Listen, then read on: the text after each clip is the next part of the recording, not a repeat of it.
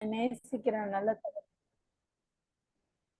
இந்த அருமையான மாலை வேளையில அப்பா கர்த்தர் நீங்க எங்கள் ஒவ்வொருவரையும் கூட்டி சேர்த்து தயவுக்காக நன்றி செலுத்துகிறோம் ராஜா. இந்த நாளிலும் நாங்கள் பார்க்க போகிற ஏசாவை குறித்த காரியங்களை கர்த்தர் நீங்க ஆசீர்வதித்து கொண்டு ஆண்டவரே, நீர் ஏசாவின் வாழ்க்கை மூலமாக எங்க வாழ்க்கையில என்ன சொல்ல விரும்புகிறீரோ அதை நாங்கள் கற்றுக்கொள்ளும்படியாக எங்க மனக்கண்களை தெளிவாக்குங்க ராஜா. இந்த மாலை வேளையில கர்த்தர் உம்முடைய வார்த்தையை எங்களுக்கு விளங்க பண்ணுங்க. இந்த சமூகத்துல நாங்க காத்திருக்கிறோம். உம்மோடு கொஞ்ச நேரம் நாங்கள் செலவிடும்படியாக வந்திருக்கிறோம் ராஜா. உங்களுடைய வார்த்தைக்கு எங்கள் இருதயத்தை திறந்து கொடுக்கிறோம். கர்த்தர் நீங்க எங்கள் முழுவதுமாய் ஆளுகை செய்யுங்க.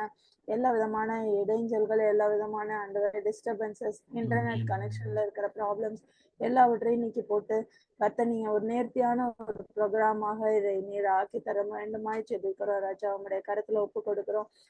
பரிசுத்த ஆவியானவர் முழுவதுமே ஆளுகை செய்யுங்க. இயேசு கிறிஸ்துவின் நாமத்தினால கேட்கிறோம் ஜெபமுள்ள நல்ல பிதாவே. ஆமென். ஆமென். ஆமென்.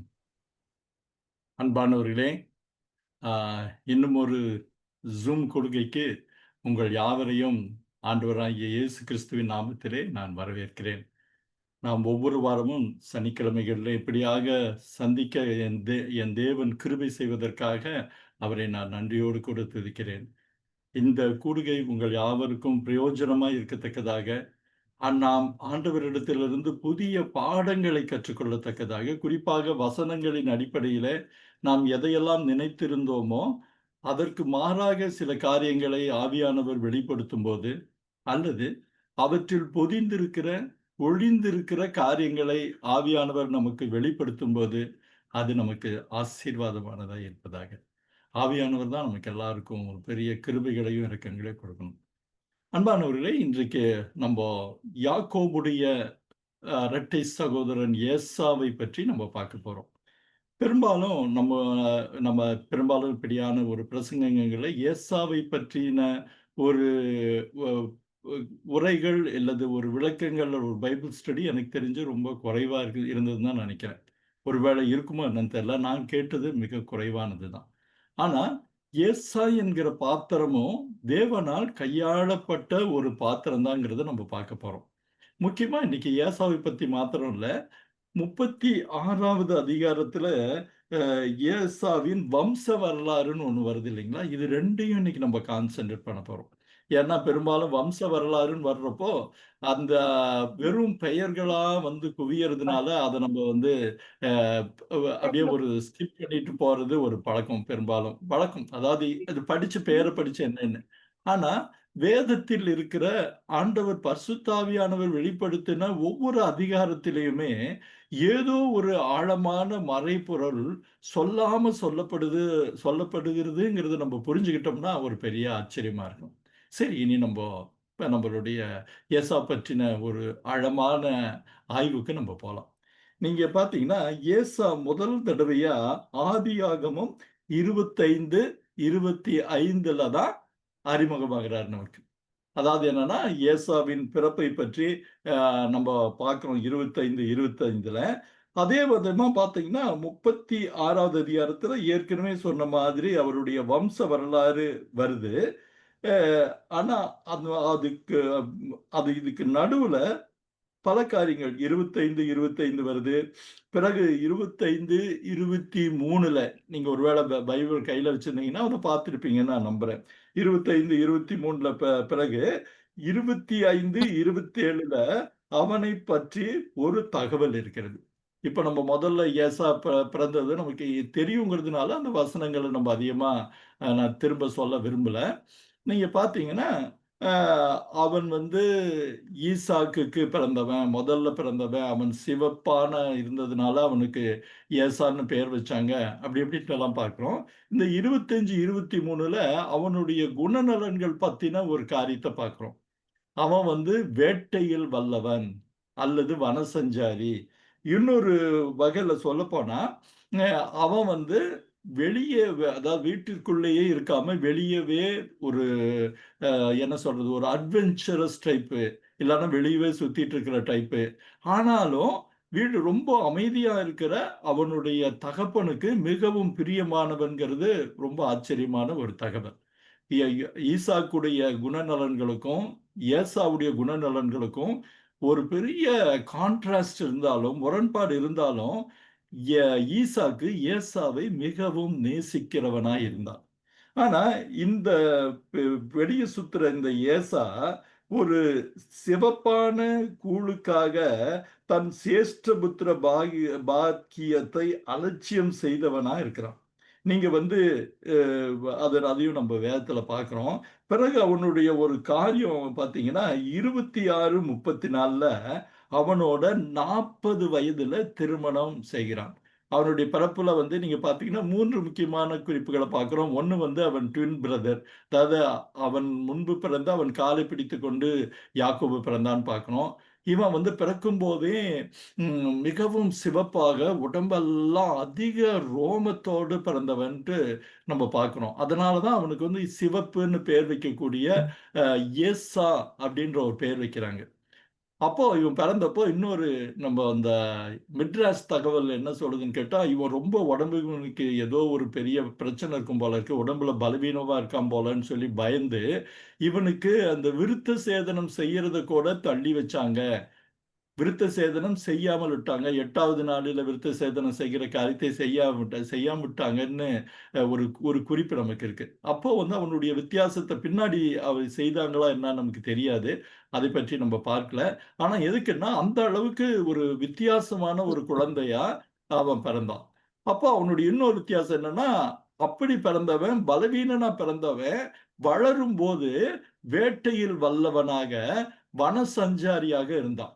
நீங்க வெளிய போற பசங்களுக்கு வந்து இருக்கக்கூடிய அந்த சரீர சுக பலன், அதாவது ஒரு பலம், ஆரோக்கியம் எல்லாம் அவன் பிறந்ததுக்கும் அவன் வளர்ந்து வர்றதுக்கும் மாற்றா இருக்கிறது ஒரு பெரிய ஆச்சரியம் தான். அப்படி இருந்தவன் தன்னுடைய சேஷ்டபுத்திர பாகத்தை சொல்லப்போனா அது அவனுடைய இந்த டீனேஜ்கள்லன்னு சொல்லலாம், வாலிப வயதுல.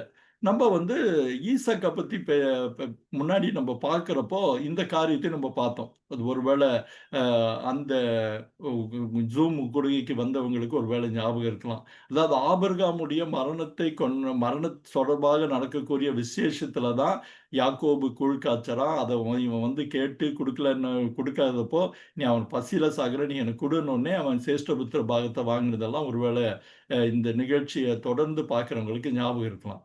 சரி, அப்படி வந்து ஒரு மிக முக்கியமான சேஷ்டபுத்திர பாகத்தை அலட்சியம் செய்யறான்.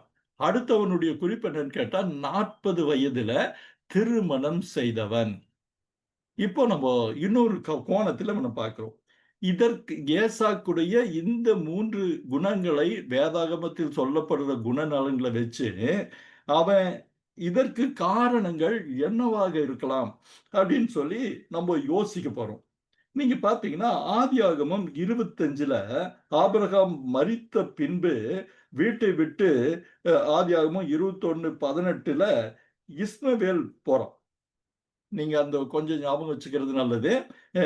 ஆபிரகாம் மரித்த பிறகு வீட்டை விட்டு 21:12ல இஸ்மவேல் இஸ்மவேல் அதாவது சாரி மன்னிக்கணும். அந்த அந்த வசனத்தை கூட படிக்கலாம். 21:18 பாருங்க. ஆதியாகமம் 21:18. மன்னிக்கணும். நானே அதை படிக்கிறேன். அதாவது 21:18 படிக்கிறோம் பாருங்க.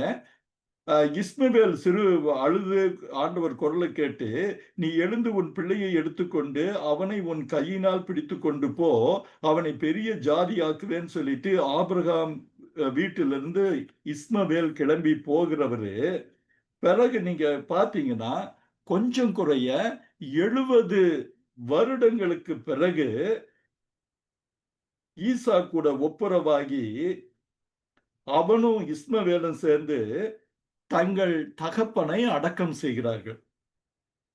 நீங்க அந்த ஒரு சம்பவம் உங்களுக்கு ஒரு வேளை ஞாபகம் இருக்கலாம். அதாவது 2 பேரும் சேர்ந்து அந்த அடக்கம் செய்ய தன்னுடைய தகப்பன் மரித்த போது அவனை வந்து அடக்கம் செய்யறாங்க. அப்போ 70 வருடங்கள் அந்த வசனம் கூட குறிப்பா போட்டிருப்பாங்க. வசனத்தை நீங்க பாக்குறீங்க. 70 வருடங்களுக்கு பிறகு ஈசா கூட சேர்ந்து அடக்கம் செய்யறான். அப்போ அடக்கம் செய்யறப்போ ஈசாக்குடைய பிள்ளைங்களான யாக்கோபும் ஏசாவும் இஸ்மவேலுடைய பிள்ளைங்களா இருக்கக்கூடிய நம்ம அந்த இஸ்மவேலின் சந்ததின்னு பார்த்தீங்கன்னா ஒரு 12 பசங்க இருக்காங்க. இவர்களும் நன்றாக பழகிறதுக்கு ஒரு வாய்ப்பு இருந்தது. மாத்திரமல்ல, தன்னு இவன் வந்து ஏசாவுக்கு இஸ்மவேல் மேல, இஸ்மவேலுடைய சரித்திரத்து மேல, இல்ல இஸ்மவேலுடைய வாழ்க்கையை பற்றி அறிய வந்தப்போ அவன் மேல ஒரு பெரிய ஈடுபாடு ஏற்பட்டிருக்க பெரிய வாய்ப்புண்டு. ஏன்னா இஸ்மவேலும் என்னன்னு கேட்டிருந்தீங்கன்னா ஒரு வனசஞ்சாரி தான். அவனும் வில் வித்தையில மிகவும் வல்லவனாக இருந்தான்னு சொல்லி ஆதியாகமம் 21:20 நம்ம பார்க்கிறோம். அதே மாதிரி இவன் அவனுடைய ஆண்டவர் கூட இருந்தார், அப்படி அவனை ஆசீர்வதித்தார்னால நம்ம பார்க்கிறோம். ஆனா அவன் என்னன்னா அவன் தாயோடு சேர்ந்து ஒரு எகிப்திய பெண்ணை கல்யாணம் பண்றான். கல்யாணம் பண்ணிட்டு இருக்கான்னு சொல்லி நம்ம பார்க்கறாங்க. அப்போ நிறைய தன்னுடைய குணங்களோடு ஒத்துப்போன இஸ்மவேலை அதாவது இஸ்மவேல் மேல ஏசாவுக்கு ஒரு பெரிய அபிமானம் ஏற்பட்டிருக்க வேண்டும். புரியுதுங்களா? அப்போ நீங்க அந்த இஸ்மவேலோட பிள்ளைகன்னு பார்த்தா, அது அவங்க நம்ப ஆதியாகமம் 25, 12லிருந்து 18 நீங்க பார்த்தீங்கன்னா, இஸ்மவேலின் சந்ததி அப்படின்னு நம்ம பார்க்கிறோம். ஒரு 12 பிரபுக்கள் பேர வரிசையா போட்டிருப்பாங்க. அப்போ அந்த பிரபுக்கள் இந்த ஏசா எல்லாம் சேர்ந்து அவங்கெல்லாம் ஒரு மாதிரி ஒரு நல்ல புரிதலோடு, ஒரு தோழமையோடு ஒருவேளை இருந்திருக்க முடியும். ஆனா யாக்கோபு தன் தாயை விட்டு வராதபடிக்கு அவன் தன் தாயோடே இருந்தான். இப்ப நீங்க பார்த்தீங்கன்னா, இந்த மக்களுடைய பாதிப்புனால இவன் 40 வயதுல கல்யாணம் ப கல்யாணம் பண்ணியிருக்கான். அப்ப இந்த பார்த்தீங்கன்னா, அதே நேரத்துல யாக்கோபு தன் கல்யாணத்த பத்தி எதுவும் யோசிக்கல. தன் வீட்டோட அடங்கி இருந்தான். தாய் தகப்பன் பேருக்கு அடங்கி இருந்தான்னு நம்ம பார்க்கிறோம். ஆனா என்னன்னா, இவன் இப்படி ஒரு திருமணம் செய்து அதுவும் திருமணம் செய்யறது நீங்க பார்த்தீங்கன்னா, அ தன் தகப்பன் தாய்க்கு பிரியமான ஒரு திருமணம் அல்ல. மாறாக பார்த்தா, அவன் ஒரு புறஜாதி மக்களை 2 பேர அவன் கல்யாணம் பண்றான். அது அவர்களுக்கு எ ஈசாக்குக்கும், ரெபெக்காளுக்கும் அது பிடித்தமில்லைன்னு தெரிஞ்சும் கூட, அவன் அப்படி செய்தான்னு பார்க்கிறோம். என்ன ஒரு கோபம், ஒரு இயற்கையா இருக்கக்கூடிய ஒரு கலக குணத்தினால அவன் அப்படி பண்ணான்னு நம்ம பார்க்கிறோம். இந்த இது போன பிறகு, அ இதுக்கு நடுவுல வ யாக்கோபு, ஈசாக்கை ஆசீர்வதிக்கிற காரியம் இருக்குது. அ அதாவது ஈசாக்கு யாக்கோபை ஆசீர்வதித்து, "நீ நம்ம இதுல அதாவது கானான் அதாவது லாபானுடைய பதான் ஆராமுக்கு போயி, நம்ம இனத்தைச் சேர்ந்த ஒரு பெண்ணை நீ பண்ணிட்டு வரணும். நம்ம சொந்தத்துல நீ பண்ணணும்னு அனுப்பிச்சப்போ, அவன் கிளம்பி போனதுக்கு அப்புறம் இவன் யாக்கோபு ஏசா ஒரு குழப்பத்தினால் அல்லது தன் தகப்பன் தாயை கொஞ்சமாவது சந்தோஷப்படுத்தணும்னு சொல்லி, மறுபடி இஸ்மவேலுடைய குமாரத்தியை கல்யாணம் பண்றத பார்க்கிறோம். நீங்க பார்த்தீங்கன்னா, நீங்க அது 28:9 நீங்க பாருங்களேன். ஆதியாகமம் 28:9 பார்த்தீங்கன்னா, ஏசா இஸ்மவேலிடத்திற்கு போய், தனக்கு முன்னிருந்த மனைவிகளுமின்றி, ஆபிரகாமுடைய குமாரனாகிய இஸ்மவேலின் குமாரத்தியும், நெபயோத்தின் சகோதரியுமான மகலாத்தையும் விவாகம் பண்ணினான். அப்படின்னு நம்ம பார்க்கிறோம். அப்போ இவன் அவனுடைய விருப்பப்படி எல்லா காரியங்களையும் செய்கிறத பார்க்கிறோம். ஏன்னா யாக்கோபு 2 பேருக்கும் அவங்க இரட்டை அதாவது ட்வின்ஸ் நமக்கு தெரியும். யாக்கோபு தன் கல்யாணத்த பத்தி எதையுமே யோசிக்காம, பேசாம இருக்கிறப்போ, இவன் 2 கல்யாணத்த பண்ணிட்டான். யாக்கோபு புறப்பட்டு போன உடனே 3வது கல்யாணத்தையும் பண்ணிடுறான். இப்போ அ அவனுக்கு அவனுடைய பொருளாதார வசதிகளுக்கு ஒருவேளை இந்த திருமண காரியங்கள் ஒரு பெரிய காரணமா இருக்கலாம். ஏன்னா, அவன் கல்யாணம் பண்ண அந்த இஸ்மவேல் குடும்பத்தார்ல நீங்க பார்த்தீங்கன்னா, அந்த வம்ச வரலாறு நீங்க பார்த்தீங்கன்னா, அவர்கள் எல்லாரும் பிரபுக்கள்னு நம்ம பார்க்கிறோம். நீங்க நீங்க அந்த ஸ்கிரீன்ல காமிக்கிறப்போ நீங்க பார்க்கலாம். இப்போ ஒரு அடையாளத்துக்காக ஏசாவுடைய 3 மனைவிகளுடைய படங்கள போட்டிருக்காங்க. அ நீங்க பாத்தீங்கன்னா அவர்கள் பிரபுக்கள் அந்த ரெண்டு ஏதாவது இந்த மகளாத்த கல்யாணம் பண்றப்போ அதன் மூலமாகவும் சரி, அவன் நீங்க இதுல பாக்குறீங்க இந்த யாரை கல்யாணம் பண்ணாங்க 3 பேர்த்துடைய பேரையும் இருக்கு. அவர்கள் மூலமாக அவனுக்கு பெரிய சொத்து சேர்ந்து இருக்கிறதுக்கு பெரிய வாய்ப்பு இருக்கு. நீங்க பார்க்கலாம், அவன் வந்து வேதாந்தத்துல ஒரு இடத்துல குறிப்பிட்டிருக்கு, இவன் போனதுக்கு அப்புறம் அவன் அங்கிருந்து கிளம்பி போகிறான். நீங்க பார்த்தீங்கன்னா ஆதியாகமம் 35ல நீங்க 30 இதுல பார்த்தீங்கன்னா, ஒரு நிமிஷம். அவன் கானானை விட்டு கிளம்பி தன் குடும்பம் பெரிதானதுனால கீழ்தேசத்திற்கு போகிறத பார்க்கிறோம். அவன் எந்த அளவுக்கு வசதியா இருந்தாங்கிறத வந்து நம்ம எப்படி பார்க்க போறோம்னு கேட்டீங்கன்னா, இவர்கள் சகோதரர்கள் 2 பேரும் சந்திக்கும் போது போன தடவை பார்த்தது ஒருவேளை இந்த யாக்கோபை பற்றின ஆய்வுகள்ல பார்த்தது ஒருவேளை உங்களுக்கு ஞாபகம் இருக்கலாம். யாக்கோபு ஒரு பெரிய அளவுக்கான நீங்க ஸ்கிரீன்ல பார்க்குறீங்க. ஒரு புரிதலுக்காக சொல்றோம். 23,400 அமெரிக்க டாலர்கள். நம்ம இந்தியா மதிப்புல நீங்க கணக்கு போட்டு பார்த்துக்கலாம். இத ஒரு கிட்டத்தட்ட ஒரு 100ஆல பெருக்கலாம். அவ்வளோ பெரிய தொகை பெருமானமான பரிசுகளை கொடுக்க முற்படும்போது, அவன் என்ன சொல்றான்? "எனக்கு போதும். எனக்கு இது வேண்டாம். எனக்கு போதும்." அப்படின்னு சொல்ற அளவுக்கு அவனுக்கு ஒரு பெரும் செல்வாக்கு இருந்தது. இந்த 28வது அதிகாரத்துக்கு பிறகு அவன் மறுபடியும் எப்போ வரான்னு கேட்டீங்கன்னா, அ ஆதியாகமம் 33வது அதிகாரத்துல தான் வரான். இப்ப நீங்க நம்ம ஏசாவ பார்த்தது உங்களுக்கு உங்களுடைய குணநலன்கள பார்த்த உடனே உங்களுக்கு வந்து இவன் வந்து ஒரு சரியான முரட்டு ஆளு, முரட்டுக்காளையான இருக்க ஒரு மனுஷன், வீட்டுக்கு அடங்காதவன், அவங்க அப்பாட்ட மாத்திரம் தான் செல்லம் கொஞ்சுறவன். அப்புறம் அவங்க அப்பா, அம்மாவுக்கு பிடிக்கலனாலும் தனக்கு இஷ்டமான பெண்கள கல்யாணம் பண்றவன், அப்படின்னு சொல்லி அவன பற்றி ஒரு கோபமான அல்லது ஒரு எதிர்மறையான ஒரு பிம்பம் படிக்கிறவங்களுக்கும் நம்ம மனசுலயும் ஒருவேளை இருந்திருக்க கூடும். ஆனா, இந்த 33வது அதிகாரத்துல நம்ப பார்க்கிற ஏசா, நமக்கு நாம் எதிர்பார்த்திராத ஒரு வித்தியாசமான ஏசாவா இருக்கிறான்னு சொல்லி நம்ம பார்க்கிறோம். என்னன்னா, நீங்க வந்து யாக்கோபு தன்னுடைய ஆண்டவர்ட்ட உட்கார்ந்து, "ஐயோ! ஏசா வரான் சாமின்னு" சொல்லி ஒரு முதல் தடவையா ஜெபம் பண்றத பத்தி நம்ம வேதாகமத்துல படிச்சிருக்கோம். அப்புறம் ஒருவேள அவன் இது பண்ணா எப்படியா?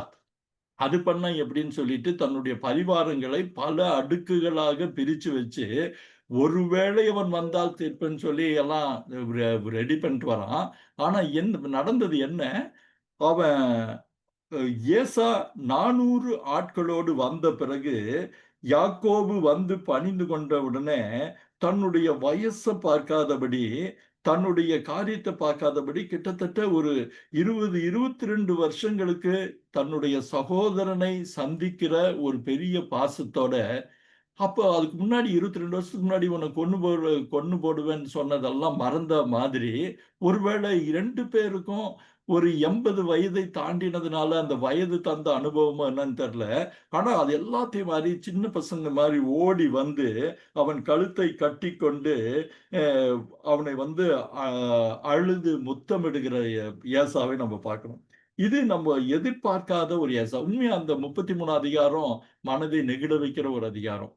அதாவது 20 வருடத்து 20, 22 வருடமாய் பிரிந்திருந்த சகோதரர்கள் சேர்கிற அதிகாரங்கிறத விட 2 பேரும் எதிரிகளாய் பிரிஞ்சவங்க இப்ப சகோதரர்களாக அந்த சகோதர பாசம் ஜெயித்த விதமாக அவங்க 2 பேரும் சேர்றது தான் இதுல வந்து ரொம்ப வித்தியாசமானது.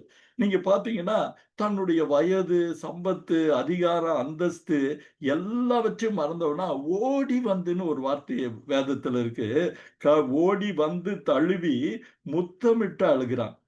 இவன் வந்து ஒரு பெரிய பரிசு உனக்கு குடுக்குறேன்னு சொல்றான். ஆனா அவன் என்ன சொல்றான், அந்த பரிசு எனக்கு ஒரு பொருட்டே கிடையாது. அந்த வார்த்தையெல்லாம் நீங்க பார்த்தீங்கன்னா, இன்னும் ஆச்சரியமா இருக்கும். ஏன்னா நம்ம ஏசா ரொம்ப ஆசைக்காரன், பொருளாசைக்காரன் ஒருவேளை நம்மளையும் அறியாம மனசுக்குள்ள ஒரு இமேஜ் இருந்தா, அதெல்லாம் இந்த வார்த்தைகள்ல தகர்ந்து போகுது. நீங்க 33:8க்கு முன்னாடி பார்த்தா, இந்த மந்தையெல்லாம் எனக்கு என்னாத்துக்கு அப்படின்னு சொல்றான். 33:9ல சொல்றான், இது எனக்கு போதுமானது உண்டுன்னு சொல்லி தன்னுடைய பெருந்தன்மையை காட்டுறான். ஆமா. அது மாத்திரம் இல்ல, 33:4 இன்னொரு காரியத்தையும் அவன் ரொம்ப அழகா சொல்றத பார்க்கிறோம். ம். நான் என் கூட நீ வா. இல்ல நான் உன் கூட நான் வரேன்னு சொல்றான். அப்ப கூட யாக்கோபு ஒரு வார்த்தை சொல்றான். இல்ல, இல்ல எனக்கு சில காரணங்கள் சொல்லி, என்னால வர முடியாது. இந்த மாரி கால்நடை எல்லாம் நடத்துறது கஷ்டம் அப்படின்னு சொன்ன உடனே, அவன் ஒருவேளை பொய் சொல்வான்னு கூட அவன் நம்பல. அவன் சொன்ன வார்த்தையை நம்பி, அவன் வந்து இப்ப நீங்க பார்த்தீங்கன்னா, பொருளுக்கு ஆசைப்படாத 33:5ல பார்க்கிறோம். அவனுடைய அருங்குணத்தை காட்டுறான். அவனுக்கு அ உள்ளுக்குள்ள பயந்திருந்த யாக்கோபு நாசூக்கா வேற காரணம் சொல்றத இவன் எந்த விதத்திலும் சந்தேகப்படாம, ரொம்ப அழகான ஒரு வசனம் அது. 33:16ல நீங்க பார்த்தீங்கன்னா, அவன் வந்த வழியே போகிறான்னு பார்க்கிறோம். ஒரு வகையில சொல்லப்போனா, வேதத்துல அதுதான் அவன் நேரடியா பங்கு கொள்ளக்கூடிய ஒரு இது. அப்போ நம்ப நேரடியா ஏசா பங்கு கொண்ட பகுதிகள் எல்லாத்தையும் நம்ம பார்த்துட்டோம். அதற்கு பிறகு ஏசா எப்ப வர்றான்னு கேட்டா, ஈசாக்குடைய மரணத்துல. அவங்க 2 பேரும் சேர்ந்து அடக்கம் செய்றாங்கன்னு நம்ம பார்க்கிறோம். ஆனா, அந்த சமயத்துல கூட, "நீ முதல்ல என் கூட வரேன்னு சொல்லி நீ வேற பக்கம்லாம் போன. நீ சேயீருக்கு வரேன்னு சொல்லிட்டு ஏன் வரல? நீ ஒருவேளை வேற ஏதான்னு சொல்லி" அப்படியான எந்த விதமான பிரச்சனைகளும் பண்ணுனதா நமக்கு எங்கேயும் நம்ம பார்க்கிறதில்ல. அவங்க 2 பேரும் சமாதானமா, ஆ தன்னுடைய தகப்பனை அடக்கம் செய்கிற காரியத்த பார்க்கிறோம். அது நீங்க 33:29 நீங்க பார்த்தீங்கன்னா, ரொம்ப அழகா அந்த வசனம் முடியுது. 33:29 அது படிங்க. சாரி சாம் அந்த வசனத்த படிங்க அடக்கம் பண்றது. அப்ப நானே படிக்கிறேன். 33 அல்ல. 35:29 அவன் குமாரராகிய ஏசாவும், யாக்கோபும் அவனை அடக்கம் செய்தார்கள். அப்போ 2 பேரும் ஒப்புரவாகி பண்ணதோட, ஏசா இந்த வேதாகமத்த விட்டே வெளிய போயிர்றாருன்னு நம்ம சொல்லலாம். அதுக்கப்புறம் ஏசா நேரடியா வருகிற அதிகாரங்கள் எதுவுமே கிடையாது. இந்த நேரத்துல இன்னொரு சுவாரஸ்யமான ஒரு ஆச்சரியம் இருக்கு. இதற்கு பிறகு நீங்க பார்த்தீங்கன்னா, ம்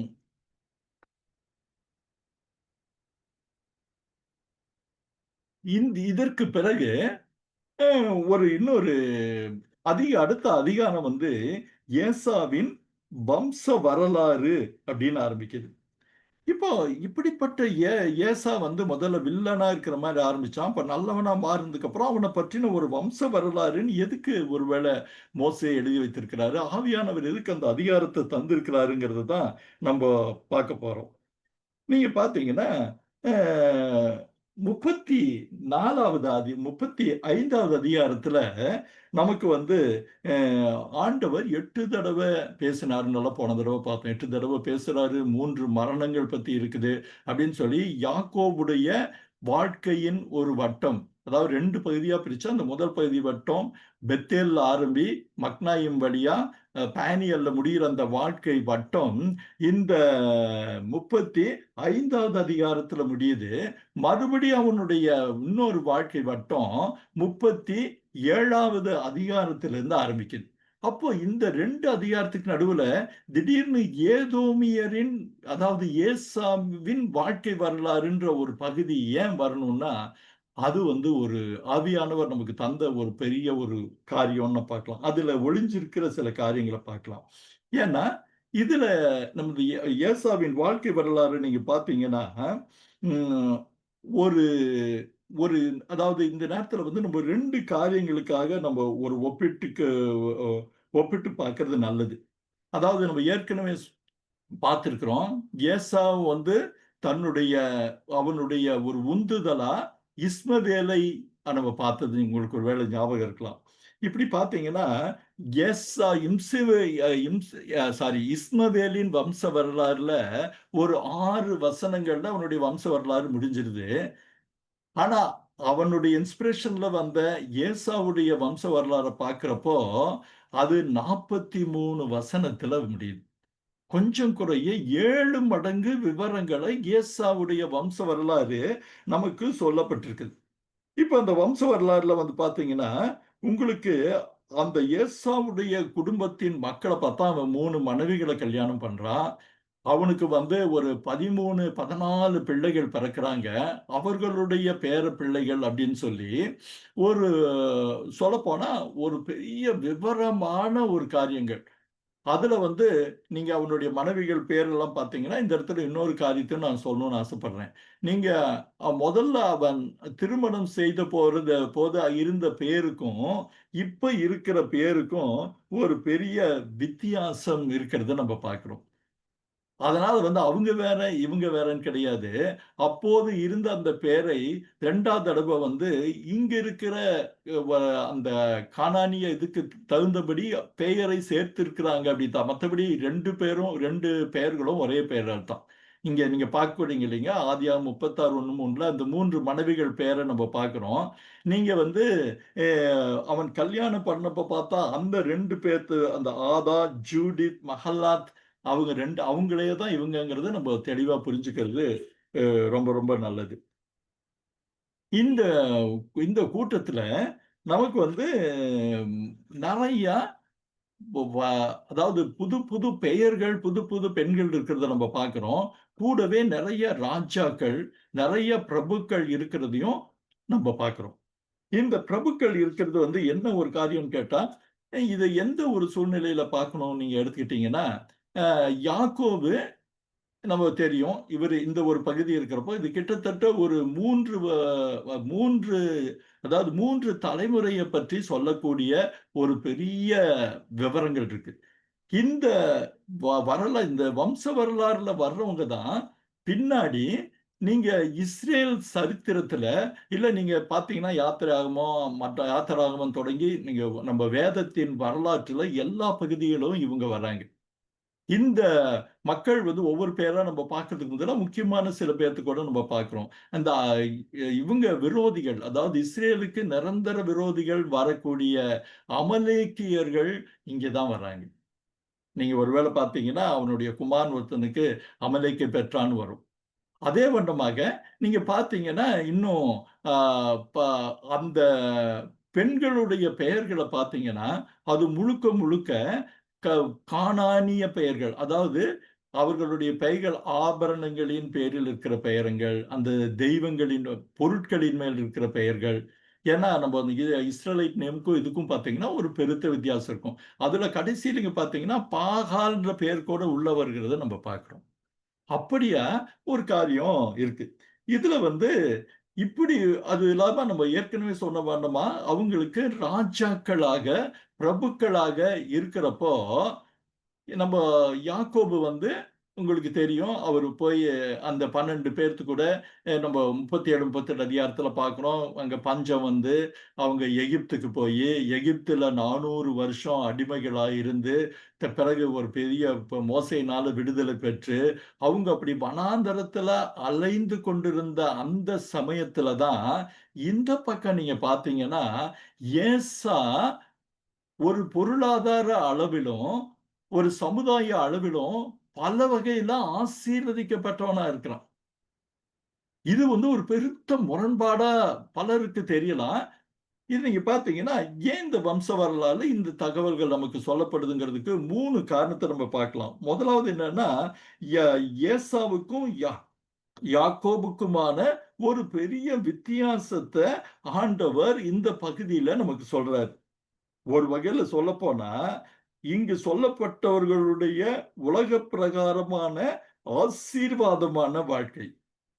அவன் இஷ்டத்துக்கு திருமணம் பண்றது, அவனுடைய சுபிட்சம், அவர்கள் காரியம் வந்து என்னன்னு கேட்டா, ஆண்டவருடைய வாக்குத்தத்தத்தின் எல்லைக்கு உட்படாது போன ஏசாவுக்கு இப்படியான ஒரு ஆசீர்வாதம். ஆனா, அந்த வாக்குத்தத்தத்திற்கு உட்பட்ட யாக்கோபு அல்லது இஸ்ரவேல் குடும்பம் இன்னும் அடிமைத்தனத்திலும், சிரமத்திலையும் கஷ்டப்படுகிற ஒரு வாழ்க்கை. அப்போ உடன்படிக்கைக்குள்ள வந்தவங்க கஷ்டப்பட்டுட்டு இருக்கிறாங்க. உடன்படிக்கைக்கு இல்லாதவங்க சுபிட்சமா இருக்காங்க அப்படின்னு பல பேருடைய நினைவுகள் வரலாம். அப்போ இதற்கான ஒரு காரணம் என்னவா இருக்க முடியும்? அப்படின்னு நீங்க பார்த்தீங்கன்னா, அ நம்ம அதற்கு முன்பாக இன்னொரு காரணத்த பார்க்கலாம். சரி இவன் ஏசா இப்படி இருக்கிறப்போ, எப்படி ஆண்டவர் வந்து ஏசாவை ஆசீர்வதித்திருக்க முடியும்? அப்படின்னா, அதுக்கு வந்து நம்ம ஒரு காரணத்த பார்க்கலாம். அதாவது ஆபிரகாமின் வேண்டுதல் இந்த சுபிட்சத்துக்கும், பெருக்கத்துக்கும் ஒரு காரணமா இருக்கலாம். நீங்க பார்த்தீங்கன்னா, ஆதியாகமம் அதாவது நீங்க இஸ்மவேல எடுத்துக்கிட்டாலும், அவரு ஆதியாகமம் நீங்க அந்த வசனத்த பார்க்கிறது நல்லது. அ ஆதியாகமம் 17:20. ஆதியாகமம் 17:20. நில்லுங்க நான் அத படிக்கிறேன். ஸ்கிரீன்ல அவங்க எடுக்கிறதுக்கு முன்னாடி. ஆபிரகாம் வந்து ஆண்டவரிடத்துல ஒரு விண்ணப்பம் பண்றாரு. நீங்க இஸ்மவேலின் பேர் நீங்க தயவா இருங்கன்னு. அப்போ ஆண்டவர் பதில் சொல்றாரு, இஸ்மவேலுக்காகவும் நீ செய்த விண்ணப்பத்தை கேட்டேன். ஆதியாகமம் 17:20. இஸ்மவேலுக்காகவும் நீ செய்த விண்ணப்பத்தை கேட்டேன். நான் அவனை ஆசீர்வதித்தேன். அவனைனா இஸ்மவேலை. அது நல்லா ஞாபகத்துல வச்சுக்கிறது நல்லது. அவனை மிகவும் அதிகமாக பலுகவும் பெருகவும் பண்ணுவேன். அவன் 12 பிரபுக்களை பெறுவான். அவனை பெரிய ஜாதியாக்குவேன். இந்த ஆசீர்வாதத்தை வந்து ஆபிரகாம் இஸ்மவேலுக்காக ஆபிரகாம் கேட்டபோது இஸ்மவேலை ஆசீர்வதித்து நீங்க அந்த வசனத்தை நல்லா பார்க்கிறத நினைக்கிறோம். இந்த நேரங்கள்ல நம்ம பல நேரத்துல அந்த இஸ்மவேல் அப்படின்னா நமக்கு வந்து ஒரு எதிர்மறையான எண்ணங்கள் உண்டு. ஆண்டவர் விட்டு விலகி போனா அப்படி போனான்ட்டு.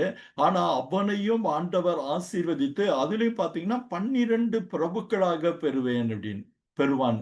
அப்ப அந்த பிரபுக்கள் அப்படிங்கிறப்போ அது வந்து ஒரு விசேஷித்த ஆசீர்வாதங்களை குறிக்கிற ஒரு காரியம்.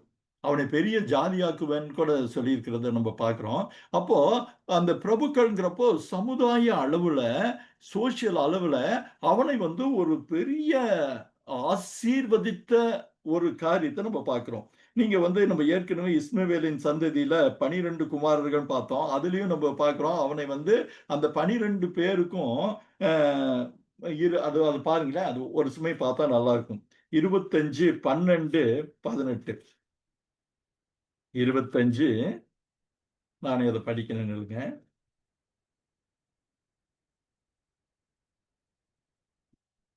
பற்பல சந்ததிகளாக பிறந்த இஸ்மவேலின் புத்திரருடைய நாமங்கள் அப்படின்னு போட்டு மூத்த மகன் நெபோயாத். இவனுடைய இது இந்த நேரத்துல ஒரு சின்ன இடைச்சர்கள். இந்த நெபோயாத்துடைய குமாரத்திய தான் நம்ம ஏசா கல்யாணம் பண்றாருங்கிறத நீங்க ஞாபகம் வச்சுக்கிறது நல்லது. நெபயாத், மிஷ்மா, தூமா, மாசா, ஆபாத், தேமா, யத்தூர், தாயிஸ், கேத்மா அப்படின்னு போட்டு இவர்கள் தங்கள் ஜனத்தாருக்கு 12 பிரபுக்களாகிய இஸ்மவேலின் குமாரர்கள் இவர்களே அப்படின்னு வருது. அப்போ அவர்களை பெரிய ஜாதி ஆக்குன மாதிரி ஒருவேளை ஆபிரகாமின் வேண்டுதல் காரணமா இருந்திருக்க முடியும்.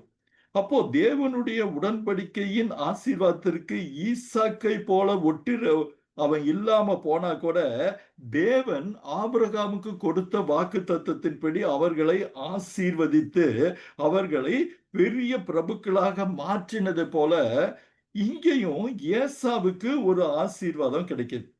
நீங்க பாத்தீங்கன்னா ஆதியாகமம் 26:5 நம்ம பார்க்கலாம். ஆதியாகமம் 26:5 ஈசாக்காக ஒரு விண்ணப்பம் பண்றாரு.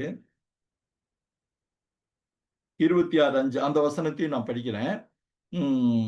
அந்த கடைசி அதாவது 5வது வசனத்தை மாத்திரம் நம்ம பார்க்கலாம். இது வந்து தேவன் ஈசாக்குக்கு சொல்றாரு, நான் உன் சந்ததியை இந்த சந்ததிங்கிறப்போ இவங்க 2 பேரும் இருக்காங்கிறத நம்ம ஞாபகம் வச்சுக்கிறது நல்லது. அதாவது ஈசாக்குக்கு 2 பேர் பிறக்குனாங்க அந்த இதுல. உன் சந்ததியை வானத்து நட்சத்திரங்களைப் போல பெருக பண்ணி உன் சந்ததிக்கு இந்த தேசங்கள் யாவையும் தருவேன்.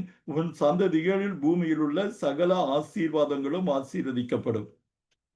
அப்போ அது யாக்கோபுக்கு முழுக்க முழுக்க பொருந்தினாலும் இன்னொரு வகையில ஏசாவுக்குமான ஆசீர்வாதங்களா இருக்கு.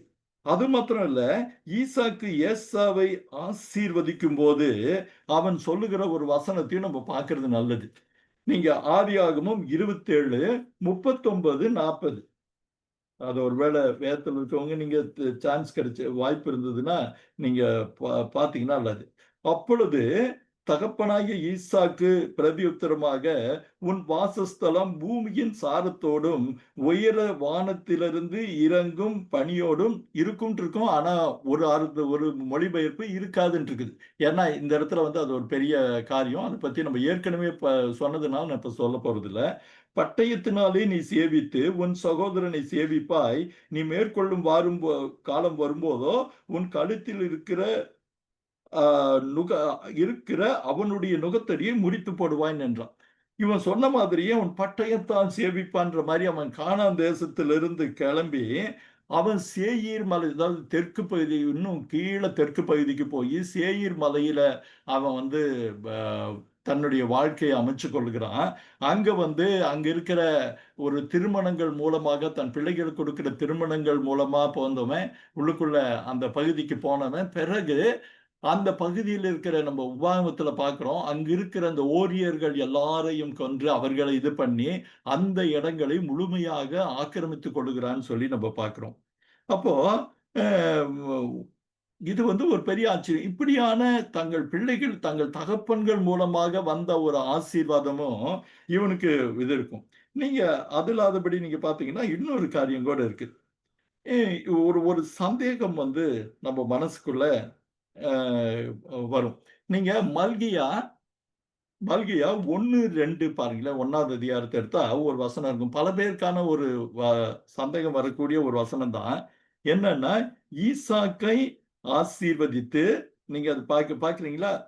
மல்கியா நீங்க பாத்தீங்கன்னா அது முதல் பகுதியும் 2வது வசனத்துடைய கடைசி பகுதியும் 3வது வசனத்துடைய முதல் பகுதியும் பார்க்கிறது நமக்கு நல்லது. அவர் என்ன போட்டிருக்காங்க? யாக்கோபை நான் சிநேகித்தேன், ஏசாவையோ நான் வெறுத்தேன். இந்த வசனம் தான் இன்னைக்கு வேதத்தை அநேக பேருக்கு ஞாபகம் வச்சிருக்கிற ஒரு வசனம் இருக்கு. பல பேர் வந்து வாதங்களுக்காக இந்த வசனத்தை சொல்றது ஒருவேளை பல பேர் நீங்க கேட்டிருக்கலாம். அது எப்படி கர்த்தர் வந்து ஒருத்தனை சிநேகித்து ஒருத்தனை வெறுக்க முடியும்? அவர் அதுவும் அவருடைய பிறப்புக்கு முன்னாடியே அவர் வந்து ரெபேக்காளுக்கு சொல்றப்போ மூத்தவன் இளைவனை சேவிப்பான் அப்படி சொல்றாரு. அப்போ அவன் என்ன தப்பு பண்ணான்னு அவனை வெறுத்தேன் அப்படின்னு அவர் சொல்றாரு. என்ன தப்பு பண்ணேன், யாக்கோபை சிநேகித்தேன்னு சொல்றாரு.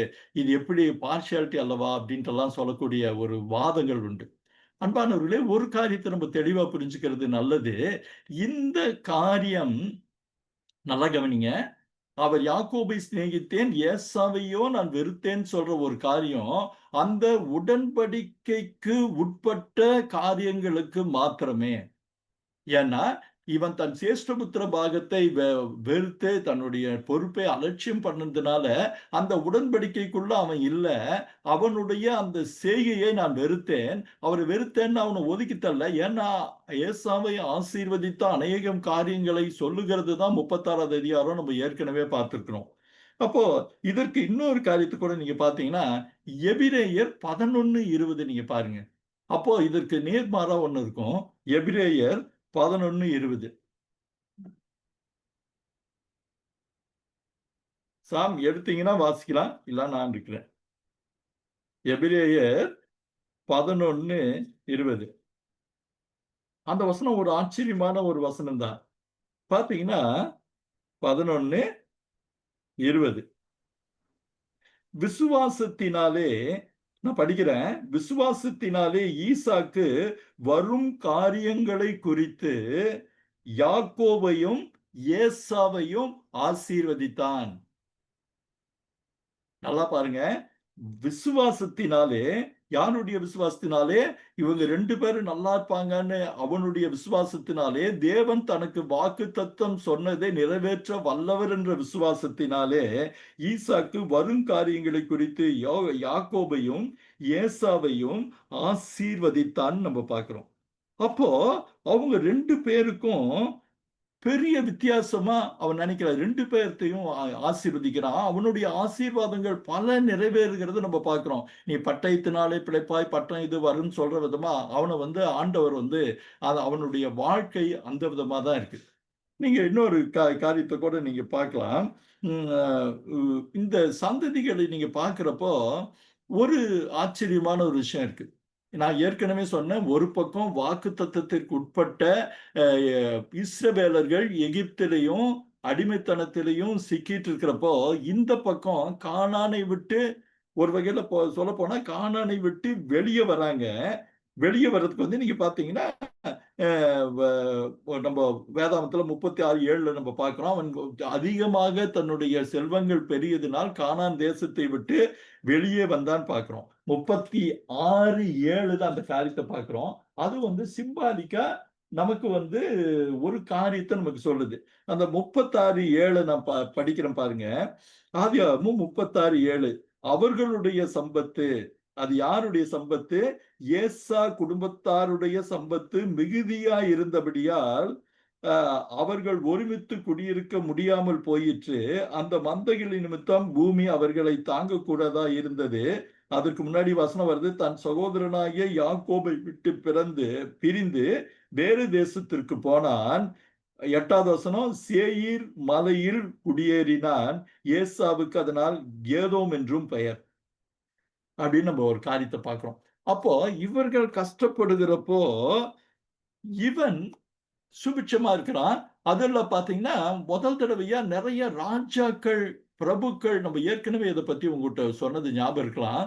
ராஜாக்களும் பிரபுக்களும் அந்த வம்ச வரலாறுல நிறைய வர்றதை பார்க்கிறோம். அவங்களுடைய சில இந்த ஒரு ஒன்னு சொல்ல போனா ஒரு அந்த சில மொழிபெயர்ப்புகள் வந்து அவங்க கோவேறு கழுதை அவங்க காலத்துலதான் உருவாச்சு. சில பேர் வந்து சில பதிப்புகள்ல அந்த வெந்நீர் ஊற்றுக்களை அந்த பகுதியில் அவர்கள் கண்டுபிடித்தார்கள் இருக்குது. அது வந்து ஒரு ஒவ்வொருத்தருடைய மொழிபெயர்ப்பு காரியங்கள்னு வச்சுங்களேன்.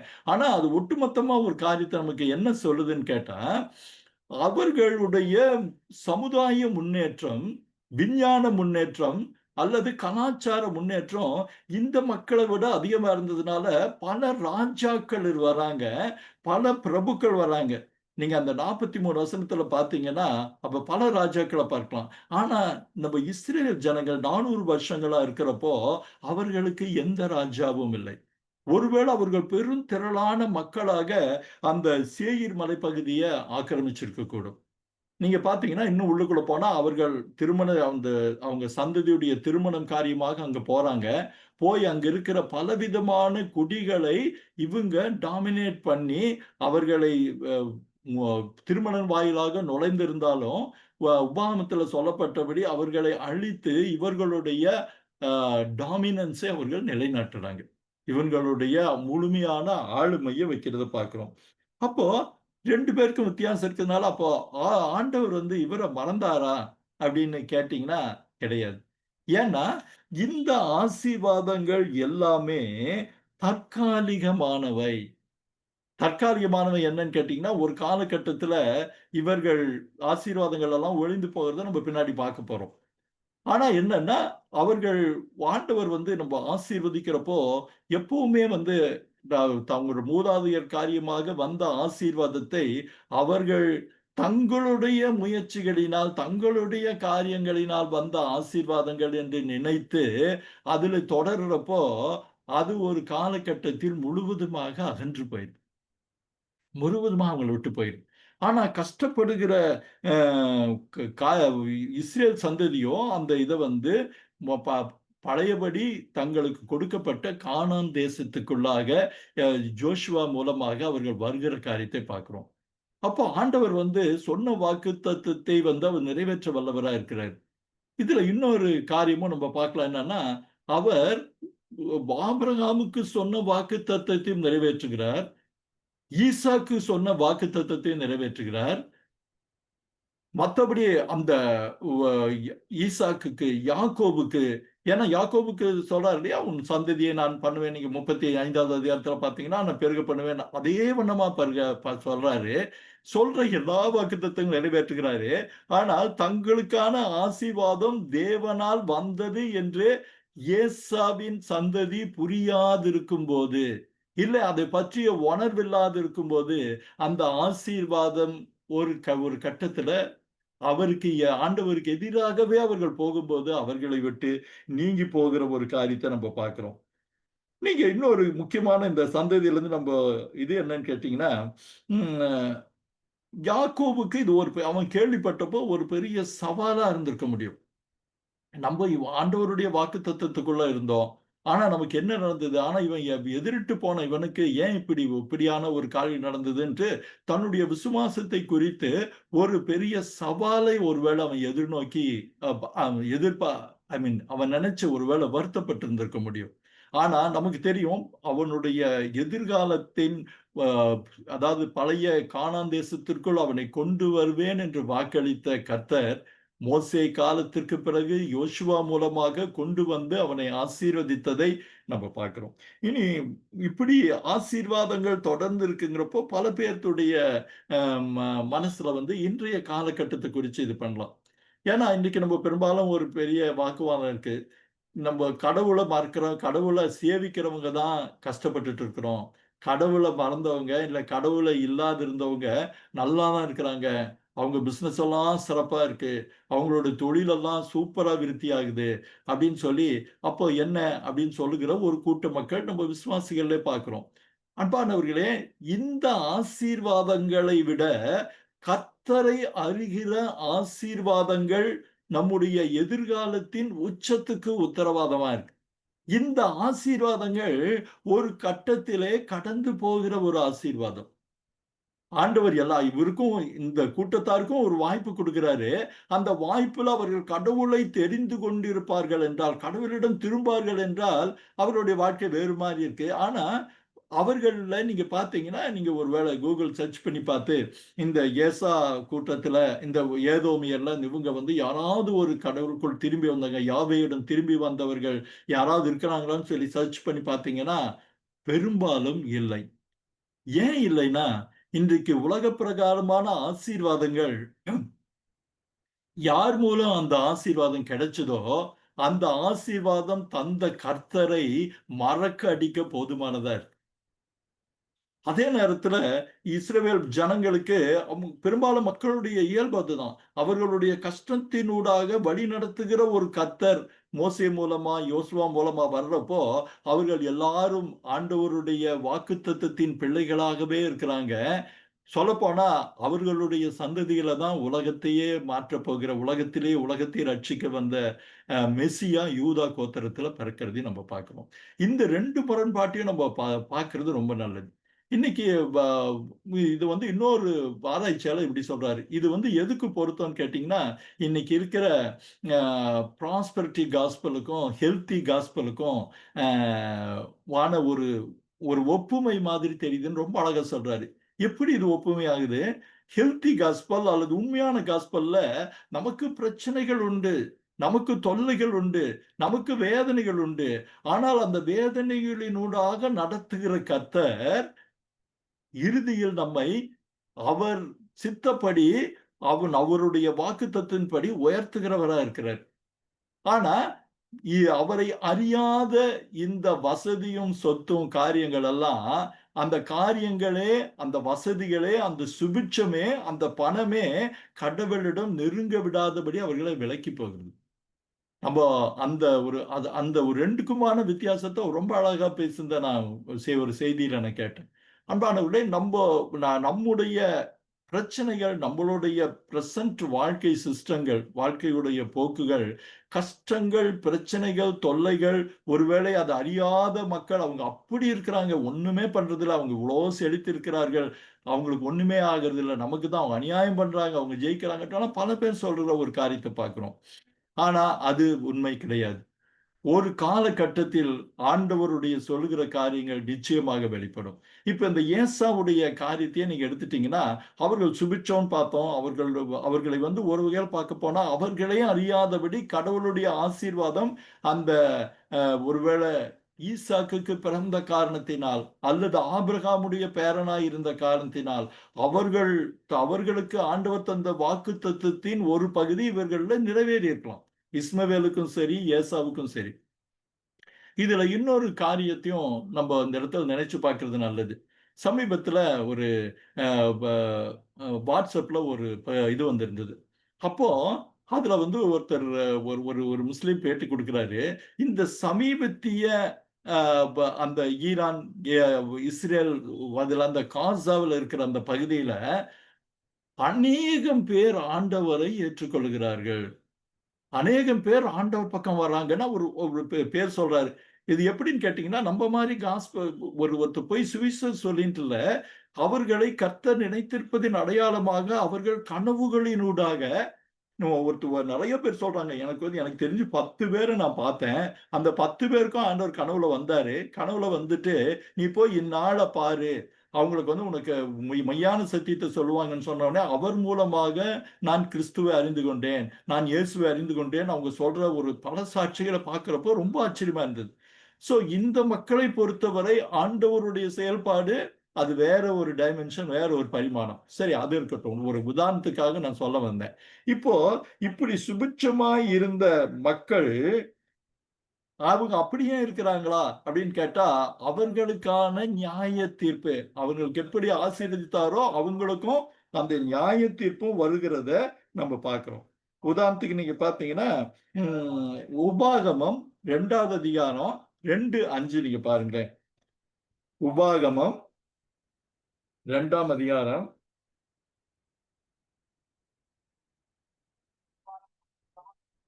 இதுக்கு வந்து ஆண்டவர் எந்த அளவு அவர்களுக்கு ஒரு இது பண்ணிருக்கான்னு கேட்டா, இந்த மக்கள் ஒரு ராஜ்யமா ஒரு ராஜாவை வைத்து செழித்திருக்கிறாங்க. அந்த மக்களை எதிர்கொள்ள அந்த தேசத்தை தாண்டி இவங்க போறப்போ அவர்கள் அதை மறுக்கிறாங்க. ஆனா அவங்க கூட சண்டை போட வேண்டாம், அவங்களுக்கு சகிச்சுப்போன்னு சொல்லி ஆண்டவர் சொல்றாரு. நீங்க பாத்தீங்கன்னா ஜனங்களுக்கு நான் அதை வாசிக்கிறேன். 4வது வசனத்திலிருந்து வாசிக்கிறேன். ஜனங்களுக்கு, அதாவது இஸ்ரேல் ஜனங்களுக்கு நீ கட்டளையிட வேண்டியது என்னவென்றால், சேயீரிலே குடியிருக்கிற ஏசாவின் புத்திரரான உங்கள் சகோதரரின் எல்லையை கடக்கப் போகிறீர்கள். அவர்கள் உங்களுக்கு பயப்படுவார்கள். நீங்களோ மிகவும் எச்சரிக்கையாய் இருங்கள். அவர்களோடே போர் செய்ய வேண்டாம். அவர்கள் தேசத்தில் ஒரு அடி நிலமும் உங்களுக்கு கொடேன். சேயீர் மலைநாட்டை ஏசாவுக்கு சுதந்திரமாக கொடுத்திருக்கிறேன் அப்படின்னு சொல்லி ஆண்டவர் சொல்ற ஒரு காரியத்தை பார்க்கிறோம். அப்போ அவர்களுக்குமான வித்தியாசம் இருக்கு. ஆனா அவர்கள் அப்படியே விடுறாரா? அது நம்ம பின்னாடி பார்க்க போறோம். இன்னொரு வசனத்தை கூட பார்க்கலாம். என்னாகமம் என்னாகமம் 20ஆம் அதிகாரம் 14லிருந்து 21 வசனங்கள். என்னாகமம் 20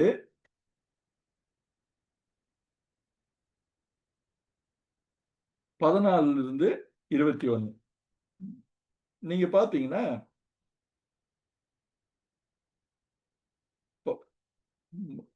பின்பு மோசே காதேசிலிருந்து ஏதோமின் ராஜாவின் இடத்திற்கு ஸ்தானாதிபதிகளை அனுப்பி, எங்கள் பிதாக்கள் எகிப்துக்கு போனதும் எகிப்திலே வாசம் பண்ணினதும் எகிப்தியர் எங்களையும் எங்கள் பிதாக்களையும் உபத்திரவப்படுத்தினதும் இவைகளால் நேரிட்ட எல்லா வருத்தமும் உமக்கு தெரிந்திருக்கிறது.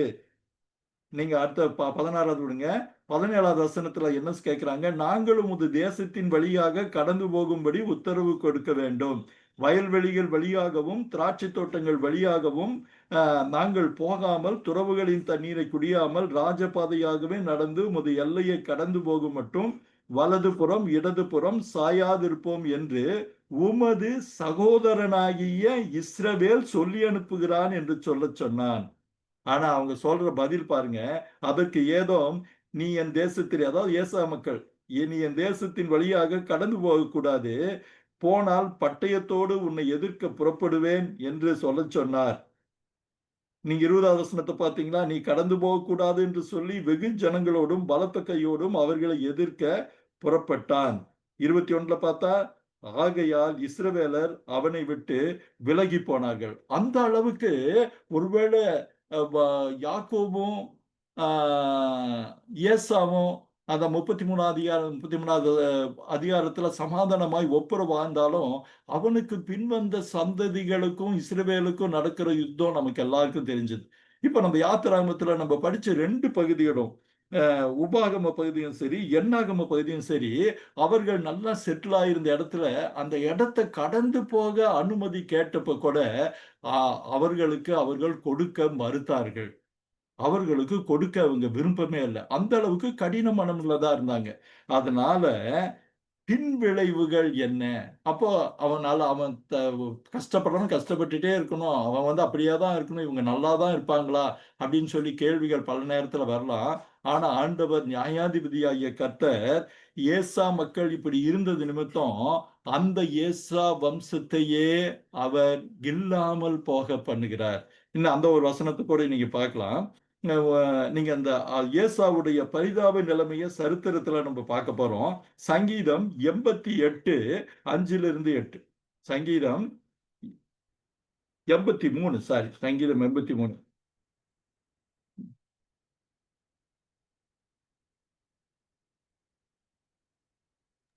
வாசிக்கிறேன். சங்கீதம் 83.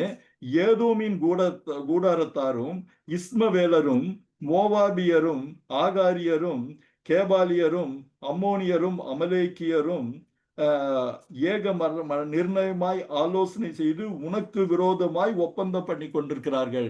ஸோ இஸ்ரவேலை இதை இந்த காலகட்டத்துக்கூட கூட நீங்க இந்த சமீபத்தான யுத்தத்துக்கு கூட நீங்க அதை ஓரளவுக்கு ஒப்புமை பண்ணி பார்க்கலாம். இவர்கள் எல்லாரும் உமக்கு விரோதமாய் ஒப்பந்தம் பண்ணி கொண்டிருக்கிறார்கள் அப்படின்னு நம்ம பார்க்கிறோம். ஆனா அதற்கு அவங்களுடைய முயற்சி வெற்றி அடையும்ன்ற சொல்ல, ஏன்னா ஆமோஸ் 3:11 நீங்க பாருங்க.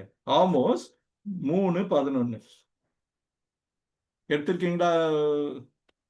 இருந்தா பாருங்க. ஆகாஷ் 3, ஆமோஸ் 3:11.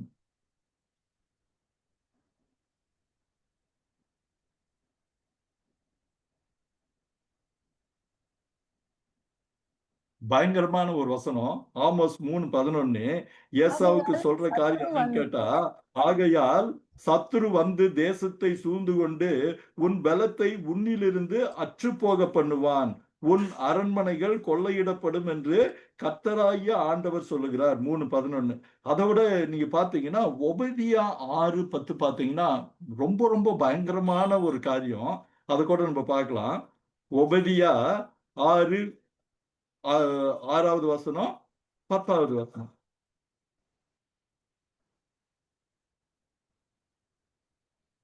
ஒபதியா எடுத்திருக்கீங்களாமா? சாம் எடுத்திருந்தா வாசிங்க.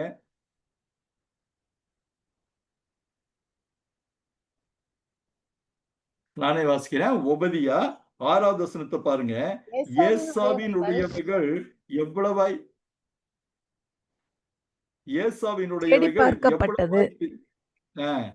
அவனுடைய அந்தரங்க பொக்கிஷங்கள் எல்லாம் எவ்வளவாய் ஆராய்ந்து எடுத்துக் கொள்ளப்பட்டது. படிங்க அப்படியே. உன்னோடு உடன்படிக்கை செய்த எல்லா மனுஷரும் உன்னை எல்லை மட்டும் துரத்தி விட்டார்கள். உன்னோடு சமாதானமாய் இருந்த மனுஷர் உன்னை மோசம் போக்கி உன்னை மேற்கொண்டார்கள். உன் அப்பத்தை சாப்பிட்டவர்கள் உனக்கு கீழே கண்ணி வைத்தார்கள், அவனுக்கு உணர்வில்லை. அந்நாளில் அல்லவோ நான் ஏதோமில் உள்ள ஞானிகளையும் ஏசாவின் பர்வதத்தில் உள்ள புத்திமான்களையும் அழிப்பேன் என்று கர்த்தர் சொல்லுகிறார். 9, 10, 11 படிச்சுங்க. தேமானே, ஏசாவின் பர்வதத்தில் உள்ள மனுஷர் யாவரும்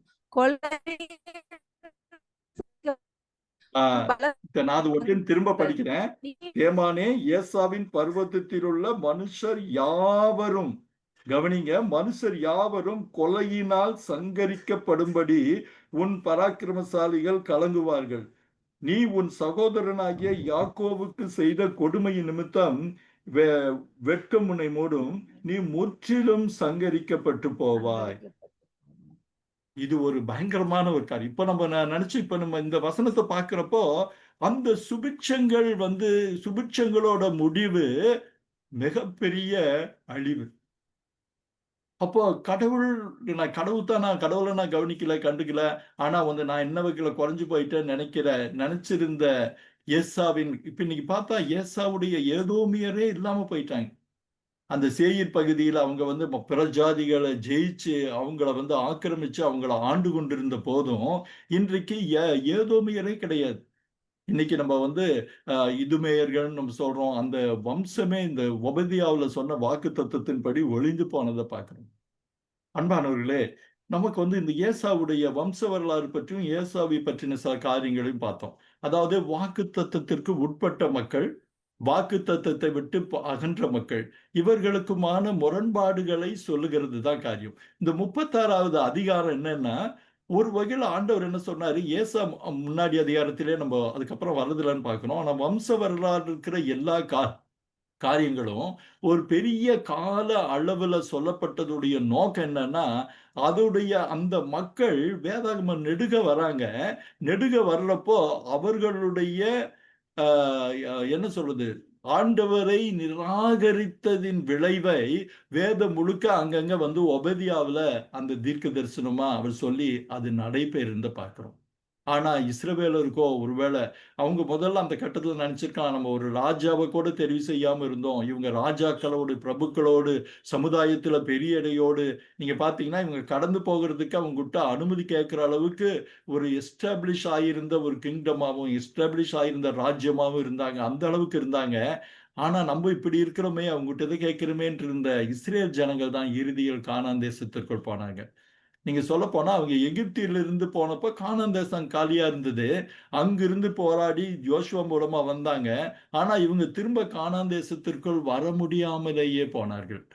எப்போ யாக்கோபை விட்டு வெளிவந்தான்னு சொல்லி அந்த அதிகாரத்துல பார்க்கிறோமோ, ஒரு சிம்பாலிக்கா ஆண்டவருடைய வாக்குத்தத்தை விட்டும் வெளியே போனார்கள் நம்ம அடையாளப்படுத்திக் கொள்ள முடியும். அப்போ இது இன்றைக்கு இந்த காலகட்டத்துல எப்படி யாக்கோபுல நம்ம அடையாளப்படுத்திக் கொள்கிறோமோ, அப்படி ஏசாவிலும் இன்றைய கிறிஸ்துவ உலகை இல்ல விசுவாசிகளை, விசுவாசிகள் என்று எல்லா விசுவாசியும் சொல்ல மாட்டேன். சொல்லுகிறவர்களை நம்ம அடையாளப்படுத்திக்கலாம். ஏன்னா, நாம் ஒருவேளை ஆண்டவரை அறிந்திருந்தோம் என்று பொதுவான ஆசீர்வாதத்திற்குள் வந்திருந்தாலும், நாம் அவரை அறிய வேண்டிய பிரகாரமாய் அறிந்து கொள்ளாமல் என்னுடைய சமுதாய முன்னேற்றத்துக்கும், என்னுடைய செல்வாக்குக்கும் அதிக முக்கியத்துவம் கொடுத்து, அதுல வெற்றி மேல் வெற்றி அடைஞ்சு, கடவுளை நிராகரிக்கிற நிலை வந்து எனக்கு என்ன குறை வந்துச்சுன்னு நினைக்கிற மக்களுக்கு ஆண்டவர் ஒரு பெரிய எச்சரிக்கை சொல்றாரு. ஆண்டவருடைய நியாய தீர்ப்பு வரும்போது, யாக்கோபை இஸ்ரவேலாக மாற்றி அவனை ஆசீர்வதிக்கிற கர்த்தர், ஏசாவை முற்றிலுமாக அழிய பண்ணுகிறவராய் இருக்கிறார். நம்ம மிக கவனமாயும், மிக ஜாக்கிரதையா இருக்கணும். யாக்கோபு வாழ்க்கை எப்படி ஒரு பாடத்தை நமக்கு கத்துக் கொடுத்ததோ, அதே விதமாக ஏசாவுடைய வாழ்க்கையும் நமக்கு ஒரு மிகப்பெரிய பாடத்தை கற்றுக் கொடுக்கும். ஒருவேளை இந்த 36ஆம் அதிகாரத்துல இருக்கிற அந்த பெயர்கள், அந்த காரியங்கள்லாம் பார்த்தா, நான் ஏற்கனவே சொன்ன மாதிரி பலவித முன்னேற்றங்கள். நீங்க அந்த விஞ்ஞான முன்னேற்றம், அந்த முன்னேற்றம் நெறைய காரியங்கள பார்த்தோம். அதைப் பற்றி இன்னும் விரிவாக ஒருவேளை நீங்க இன்னும் பின்னொரு நாட்கள்ல நம்ம பார்க்கலாம். இல்ல நீங்க ஆய்வு செய்து நீங்க பார்க்கலாம். ஆனா ஒரு நெட்ஷல் அது சுருக்கமா சொல்லப்போனா, நம்முடைய ஆசீர்வாதங்கள் கடவுளுக்கு நேராக நம்மை வழிநடத்தவில்லைன்னா, நாம் ஏசாவாக்களாக மாறிப்போம். நம்மளுடைய எல்லா விதமான சுபிட்சங்களும், பெரிய பெரிய சமுதாய அந்தஸ்துகளும், ஆதி மனதளவில் கடவுளை விட்டு நாம் விலகி இருந்திருப்போம் என்றால், நாம் அடையாளம் இல்லாமல் போய்விடும். அதனால ஏசாவின் வாழ்க்கை நமக்கு ஒருவேளை ஏசா 33 அதிகாரத்துல ரொம்ப நல்லவனா இருக்கலாம். அன்பானவர்களே, பல பேர் சொல்றாங்க, நம்ம ரொம்ப நல்லா இருந்தா போதும், நம்ம நல்லவங்களா இருந்து, இதா இருந்தா போதும்னு. ஏன்னா பல பேருக்கு பலவிதமான ஒரு வாதங்கள் உண்டு. நான் வந்து கடவுளுக்கு பயப்படல. ஆனா மனசாட்சிக்கு பயப்படுறேன். நான் வந்து நல்லா நடக்கிறேன். எனக்கு வந்து எல்லாம் நல்லா தான் இருக்கு. என்னுடைய பிசினஸ் நல்லா தான் இருக்கு. அப்படிதான் இருக்கு. எனக்கு என்ன குறை வந்துருச்சு? நான் ஏன் அ கடவுளை ஏன் நினைக்கணும்னு. இன்றைக்கு அநேக மேற்கத்திய மக்களின், இளைஞர்களின் சிந்தனை அதுதான் இருக்கு. கடவுள் நம்ம எதுக்கு நினைக்கணும்? எனக்கு எல்லா வசதியும் இருக்கு. எல்லா செல்வாக்கும் இருக்குது. எல்லா விதமான விஞ்ஞான முன்னேற்றங்கள் என் கையில இருக்கு. நான் எதுக்கு அவரை நினைக்கணும்னு நினைக்கிற ஏசாக்களாக நிறைய மக்கள் இருக்கிறதை பார்க்கிறோம். ஆனால் ஒன்று உண்டு. ஆண்டவருடைய நியாய தீர்ப்புன்னு வர்றப்போ, இவைகள் பெருசில்ல. அவரை அறிகிற ஒரு காரியமே, அவரால் தொடப்படுகிற ஒரு காரியமே அவசியம் முக்கியமானதா இருக்குங்கிறது தான் இந்த ஏசாவுடைய வம்ச வரலாறு நமக்கு கற்றுத் தருகிற ஒரு பாடம். நாம் கண்களை மூடி ஜெபிக்கலாமா? நான் ஜெபித்த பிறகு ஒருவேளை உங்களுடைய கருத்துக்கள் உங்களுக்கு உடன்பாடா இருந்தாலும், உங்களுடைய கருத்துக்கள் எதுவா இருந்தாலும் நீங்க வந்து தாராளமா பகிர்ந்து கொள்ளலாம். பரிசுத்தமான அன்பின் ஆண்டவரே, சுவாமி கடந்த 1 மணி நேரம் ஏசாவுடைய வாழ்க்கை பற்றி நாங்கள் பார்த்தோம் சுவாமி. அதோ முதலில் வந்த அவன் பிறப்பிலிருந்து அவன் வாழ்வின் பல்வேறு கட்டங்களில் நடந்த காரியங்களை வைத்து, சுவாமி அவனுடைய வம்சம் எப்படியாக அவ ஆசீர்வதிக்கப்பட்டிருந்தும் பிறகு காலப்போக்கிலே ஆண்டவரே உபதியாவில வந்த மானமாக அவர்களுடைய முரட்டாட்டத்தை நிமித்தம் அவர்கள் தங்களுக்கு செய்த நன்மைகளையும் நன்மை செய்த தேவனையும் மறந்து போனது நிமித்தம் சங்கரிக்கப்பட்டு போனதை நாங்கள் பார்க்கிறோம் அப்பா. ஆண்டவரே உம்மை மறந்திருக்கிற ஜீவியம் ஒரு நாளும் நிலை நிற்கப் போவதில்லை சுவாமி. ஆண்டவரே உம்மை எந்த சூழ்நிலையிலும் நாங்கள் விட்டு விடாதிருக்க, உம்முடைய காரியங்களை விட்டு விலகி விடாதிருக்க, தேவனாகிய கர்த்தர் எங்கள் ஒவ்வொருவருக்கும் உங்க இரக்கங்களை கிடைக்க பண்ணுங்க சுவாமி. தகப்பனே, இந்த சகலவற்றையும் அன்பின் தெய்வம் அருள்நாதர் இயேசுவாவின் அற்புதமான நாமத்திலே உம் பாதம் பணிந்து எங்கள் ஜெபங்களை ஏறெடுக்கிறோம். அப்பா லோகிம். ஆமென். ஆமென். ஆமென்.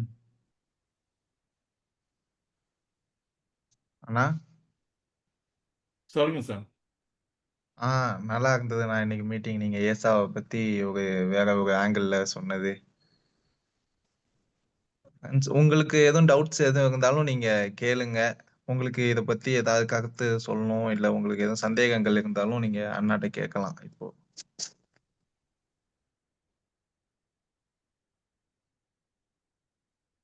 ஹலோ. சொல்லுங்க. கடவுளுக்கு ஸ்தோத்திரம்.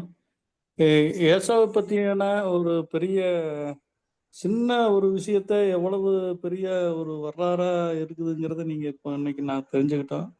உண்மையிலேயே ரொம்ப நல்லா இருந்துச்சு. Praise அதில் God, praise God. அடிப்படையில் நீங்கள் சொன்ன மாதிரி கடவுள் வந்து யாருக்கு வந்து ஆசீர்வாதம் கொடுத்துருக்காரோ அந்த ஆசீர்வாதத்தை வந்து அவங்களுக்கு நிலைக்கணும்னு சொன்னால் திருப்பி கடவுளை நாம நினைச்சிட்டே இருக்கிறவங்கள மாத்திரம்தான் கடைசி வரைக்கும் அவர் வந்து அவருடைய ஆசீர்வாதம் நிலை நிற்கும்ங்கிறது கண்டிப்பா தெரியுது. Correct, brother, correct. ஆபிரகாமுடைய கடவுள் ஆபிரகாமுடைய சந்ததியை வந்து உயர்த்துவேன், உன்னை பெருக பண்ணுவேன்னு சொன்னவர், அப்ப ஈசாக்குடைய மக்களும் ஆபிரகாமுடைய சந்ததியில வர்றதுனால அந்த ஆசீர்வாதம் அவனுக்கு இருந்திருக்கு. நீங்க நல்லா சொன்னீங்க, அந்த ஆசீர்வாதத்தை பெற்றுக்கொண்ட அவங்க வந்து தேவனை திருப்பி பின்பற்றல, தேவனை கடவுள் இடத்துல அவங்க வரல. அதனாலதான் வந்து கடவுள் வந்து இந்த ஒரு முடிவை எடுத்திருக்காருங்கிற விஷயம். அதுவும் இது வந்து ஒரு நம்மளோட வாழ்க்கைக்கும் வந்து ரொம்ப பெரிய ஒரு தத்துவத்தையும் அதனோட வழிகாட்டுதலையும் இது தருதுங்கிறதுல ரொம்ப நமக்கு வந்து அது பெரிய வெளிச்சமா இருக்கு. நிச்சயமா வந்து ஆசீர்வாதம் வரும்போது நாம கடவுளை பின்பற்றணுங்கிறது தான் உண்மையான ஒரு இது. அதே போல நீங்க சொன்னீங்க, கடவுளை பின்பற்றுற மக்களுக்கு வந்து தொந்தரவுகள் பிரச்சனைகள் அதிகமா வரும்ன்ட்டு சொன்னீங்க. அதே போலதான் யாக்கோப்போட சந்ததிக்கு வந்து அவருக்கு நிறைய கஷ்டங்கள் எகிப்திலிருந்து கானான் தேசம் போகிற வழியிலையும் வந்தாலும் கூட அந்த மக்களும் வந்து தேவனை வந்து நினையாமல் போனாலும் இல்லாட்டி மறுதளிச்சாலும் வேற ஒரு தெய்வத்துக்கிட்ட போனாலும் கூட கடவுள் அவர்களை விட்டு விடாம அவளை மன்னித்து திருப்பி அவளை ஆசீர்வதித்து கானான் தேசத்துக்கு கூட்டி சென்றாருங்கிறது பெரிய அற்புதமான சமாச்சாரம். அதை நாம நினைக்கும் போது அதுதான் இப்ப யாக்கோப்பை ஆசீர்வித்து அந்த சந்ததி மூலமா இஸ்ரவேலா உங்களை வந்து பெருக பண்ணுவேன், ஆசீர்வதிப்பேன்னு சொன்ன கர்த்தர் நிச்சயமா பண்ணியிருக்காருங்கும் போது ரொம்ப ஆச்சரியமாவும் அந்த உண்மையை நாம மனதாரவும் இதாகவும் நாம நினைச்சு திருப்பி கடவுளை நாம இந்த நேரத்துல நாம வேண்டிக் கொள்ளணும்னு நினைக்கிறேன். உண்மை brother. ரொம்ப என்னால நல்லா இதுல இருந்துச்சு. இதை வந்து நீங்க தெளிவா எடுத்து சொன்னீங்க. பைபிள் இருக்கிற எல்லா அதிகாரத்துல இருந்து இந்த வசனங்களை தேடி கண்டுபிடிச்சு இதுக்கு சரியான விஷயத்தை ரொம்ப தெளிவா நல்லா சொன்னீங்க. ரொம்ப நன்றி. Praise ரொம்ப God. அருமையா அவருக்கே இருந்தது. எல்லாம் மகிமை brother. அப்புறம் இன்னும் முக்கியமா இதுல ஒரு ஒன்லைன் சொல்றதா இருந்தா, நமக்கு கிடைக்கிற பொருளாதார ஆசீர்வாதங்கள் கடவுளை விட்டு நம்மளை பிரிக்காதபடி நம்ம ஜாக்கிரதையா இருக்கணும். அதுதான் இதுல ஒரு ஒன்லைன்ல ஆமா, பாடம்னா ஆமா, அதுதான். ஏன்னா இன்னைக்கு கடவுள் நம்மளை ஆமா. ஆசீர்வதிக்கணும் நம்ம நிறைய பேர் விரும்புறோம், ஜெபம் பண்றோம். ஆனா கடவுள் கொடுக்கிற ஆசீர்வாதங்களே அவரை விட்டு விலகி போகிறதுக்கு இன்னைக்கு அநேகருடைய வாழ்க்கையில காரணமா போயிருக்கு. அது ரொம்ப ஒரு சரி. பரிதாபமான ஒரு விஷயம். அதுல நம்ம ரொம்ப ஆமா, கவனமா இருக்கணுங்கிறது தான் அது. ஆமா, ஆமா. அந்த உண்மையான ஆசீர்வாதங்கிறது வந்து நம்மளோட பலனால கிடைக்கல, இது கர்த்தருடைய ஆசீர்வாதத்தினால வந்திருக்குதுங்கிறது இது அவரால் நாம உண்டாயிற்று புரிஞ்சுக்கிட்டா என்று நினைக்கிறப்போ இதா இருக்கும். ஆஹ் ஆனா ஆமா. ஆனா என்னன்னா இந்த சுயம் வந்துருதுங்களா, பார் நான் என்னால பண்ண அப்ப நான் கஷ்டப்பட்ட என்னுடைய ஆமா. உழைப்பு, என்னுடைய ரத்தம், என்னுடைய உம் வேர்வைன்னு சொல்லி டயலாக் பேச ஆரம்பிச்சிடறோம். ஆமா, ஆமா. எல்லாமே அவருடைய கிருபைங்கிறது வந்து நம்ம மறந்து போயிடும். கண்டிப்பா, கண்டிப்பா, கண்டிப்பா, கண்டிப்பா. ஆமா. ரொம்ப நன்றிங்க. நன்றி. ரொம்ப தேங்க்யூ நல்லா பிரதர். இருக்கும். Thank you so much. Thank you, thank you.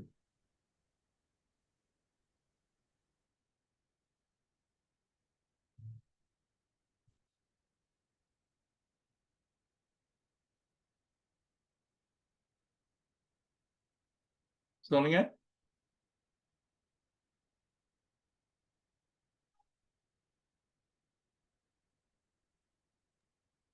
நம்மளோட இந்த மீட்டிங் ரெக்கார்டிங் வந்து யூடியூப்ல அவைலபிளா இருக்கும். நீங்க இது வரைக்கும் நடந்தது எல்லாமே நம்ம இதுல போட்டிருக்கோம். ஈசாக்கோட சாப்டர், அப்புறம் நம்ம யாக்கோப பத்தி பார்த்தது எல்லாமே வந்து யூடியூப்ல அவைலபிளா இருக்கு. நீங்க அதுவுமே பார்த்து உங்க ஃப்ரெண்ட்ஸ்களுக்கும் நீங்க கொஞ்சம் அத ஷேர் பண்ணீங்கன்னா நல்லா இருக்கும். ஆ வேற எதுவும் டவுட்ஸ் இருந்தாலும் நீங்க இப்ப கேட்கலாம் அண்ணாட்ட.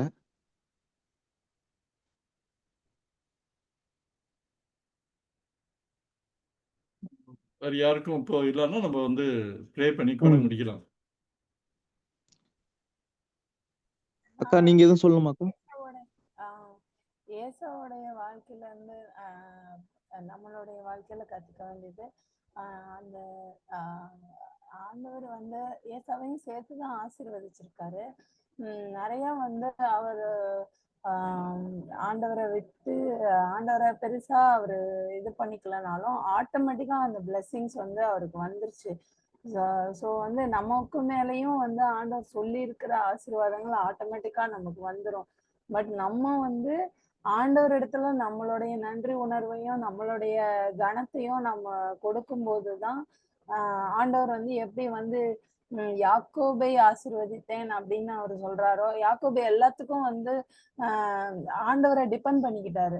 ஸோ அந்த மாதிரி நம்ம வந்து எனக்கோ தேவனை அண்டிக் கொண்டிருப்பதே நலன்னு சொல்லி நம்ம தேவனை அண்டிக் கொள்ளும் போது வந்து இந்த யாக்கோபு மிஸ் பண்ண இந்த தேவனுடைய அந்த ஃபேவர் வந்து நமக்கு ஏசா மிஸ் பண்ண அந்த ஃபேவர் வந்து நம்மளும் அந்த மாதிரி மிஸ் பண்ணாம இருப்போம் அப்படின்றத அவங்க 2 பேரையும் கம்பேர் பண்ணி நான் புரிஞ்சுக்கிறேன்.